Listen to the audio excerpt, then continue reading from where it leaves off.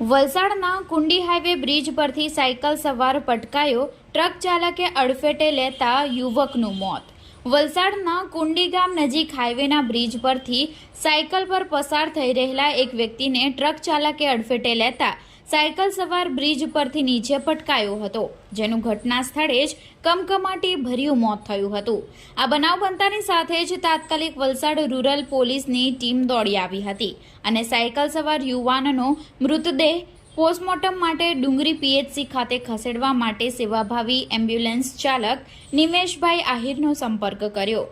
કરુણ ઘટના અંગે સ્થળ પરથી મળતી વિગતો અનુસાર વલસાડના ભૂતસર બોદલાઈ ગામે રહેતા અને મજૂરી કામ કરતા 47 વર્ષીય ગમનભાઈ છનાભાઈ રાઠોડ ગતરોજ પોતાની સાયકલ લઈને વલસાડ તરફથી સુરત તરફ જતા કુંડી ગામ નજીકના હાઈવેના બ્રિજ પરથી પસાર થઈ રહ્યા હતા, જે દરમિયાન પાછળથી પૂરપાટ ઝડપે આવી રહેલા એક ટ્રક ચાલકે છગનભાઈને અડફેટે લેતા છગનભાઈ બ્રિજ પરથી નીચે પટકાયા હતા અને તેમને માથાના ભાગે ગંભીર ઈજા પહોંચતા તેમનું ઘટના સ્થળે જ કરુણ મોત થયું હતું। આ બનાવ બાદ વલસાડ રૂરલ પોલીસે અકસ્માત કરનાર ટ્રક ચાલકની ધરપકડ કરી આગળની કાર્યવાહી હાથ ધરી હતી।